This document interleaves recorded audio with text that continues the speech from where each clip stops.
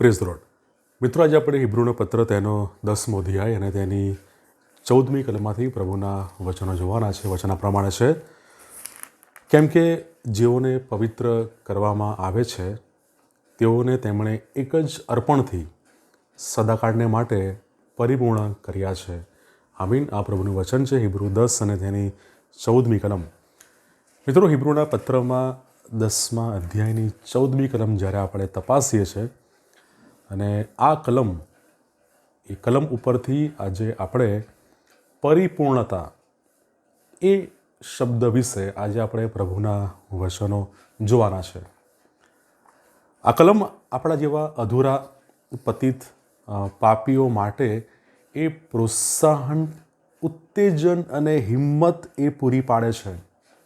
આ કલમ આપણા જેવા પાપી મનુષ્યને માટે એ પ્રભુ તરફથી મળતું એ પ્રોત્સાહન આ કલમ એ પૂરું પાડે છે અને આપણને એ પવિત્રતા માટે એની પ્રેરણા એ આ કલમ એ આપણને આપે છે. મિત્રો, આપણે જાણીએ છીએ કે આપણે સૌ પાપી છે, અધૂરા છે, પણ પ્રભુનું આ વચન આપણને એ પ્રોત્સાહન અને પવિત્રતા માટેની પ્રેરણાથી ભરપૂર એવું આ વચન છે અને પ્રભુના વચન દ્વારા તે આપણને એ પ્રોત્સાહન અને એ પરિપૂર્ણતા તરફ એ આગળ આપણને લઈ જાય છે. ઇંગ્લિશમાં આ કલમમાં જે શબ્દ છે પરિપૂર્ણ, એના માટે શબ્દ ઇંગ્લિશમાં છે પરફેક્ટ. અને હિબ્રુના પત્રમાં વારંવાર આ પરિપૂર્ણ શબ્દ એ વારંવાર એ રિપીટ થાય છે અને એ પરિપૂર્ણ શબ્દ એ તારણના સંદર્ભમાં હિબ્રુઓના પત્રમાં વપરાયો છે. ઘણી વખત આ પરિપૂર્ણ શબ્દ હિબ્રુના પત્રમાં આપણે જોઈ શકીએ છીએ. અને મિત્રો, એ પરિપૂર્ણ એ તારણની સાથે એ સંદર્ભમાં વપરાયો છે. મિત્રો, this involves a perfect standing before God in the righteousness of Christ. પ્રભુ ઈસુ ખ્રિસ્તના ન્યાયપણા દ્વારા આપણે ઈશ્વરની સમક્ષ આપણે જઈ શકીએ છીએ, ઊભા રહી શકીએ છીએ. એ બાબત એની સાથે સંકળાયેલી છે, પરિપૂર્ણતા સાથે. કારણ કે કોઈ પણ રીતે પાપના અંશ લઈને આપણે પવિત્ર ઈશ્વરની હજુરમાં જઈ શકતા નથી, પણ એકમાત્ર પ્રભુ ઈસુ ખ્રિસ્તના ન્યાયપણા દ્વારા એ શક્ય બને છે. અને જો આપણે રોમન 3 અને 22મી કલમ અને ફિલિપી 3 અને 9 તપાસીએ, એ બંને કલમોનો સાર એ પ્રમાણે છે કે ખ્રિસ્ત પરના વિશ્વાસ દ્વારા ઈશ્વરથી ન્યાયપણું મળે છે. ખ્રિસ્ત પરના વિશ્વાસ દ્વારા જે ન્યાયપણું પ્રાપ્ત કરીએ છીએ એના દ્વારા જ આપણે ઈશ્વર પિતાની સમક્ષ આપણે જઈ શકીએ છીએ. અને મિત્રો, ઈશ્વરના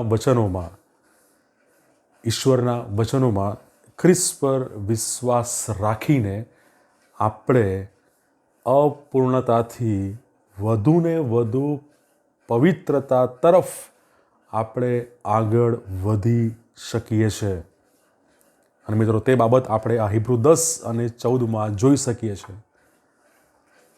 શું આપણો વિશ્વાસ એ આપણને પાપ છોડીને પવિત્રતા તરફ પ્રગતિ કરવામાં, વૃદ્ધિ પામવામાં શું આપણને એ મદદરૂપ બને છે? શું આપણને એ આતુર બનાવે છે? શું આપણો વિશ્વાસ એ પાપી જીવન છોડીને પવિત્રતાથી ભરપૂર એવું, ઈશ્વરને પસંદ એવું જીવન જીવવામાં આપણો વિશ્વાસ શું એ આપણને પ્રેરણા પૂરી પાડે છે? એ આપણે વિચારવું રહ્યું. અને મિત્રો, જ્યારે આપણે આપણા પાપને ધિક્કારીએ છીએ, પાપને છોડીએ છીએ અને પાપથી આપણે દૂર થઈએ છીએ, તેવો જ વિશ્વાસ આપણને બચાવી શકે છે અથવા ઈશ્વરની સંપૂર્ણતા તરફ આપણને આગળ દોરી લઈ જઈ શકે છે. અને મિત્રો, કેવી રીતે પરિપૂર્ણ થઈ શકીએ? હિબ્રુ 10 અને 14 આપણને સ્પષ્ટ સીધી સમજ આપે છે.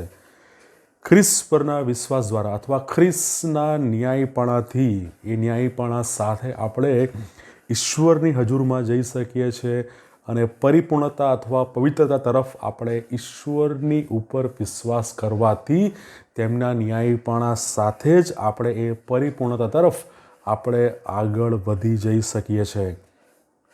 તો આવો ખ્રિસ્ત પર વિશ્વાસ કરીને આપણે અપૂર્ણતાથી પરિપૂર્ણતા તરફ, સંપૂર્ણતા તરફ આપણે આગળ વધીએ. પ્રભુ આ વચનો શીખવા સમજવા આપણા દરેકની સહાય અને મદદ કરે. God bless you.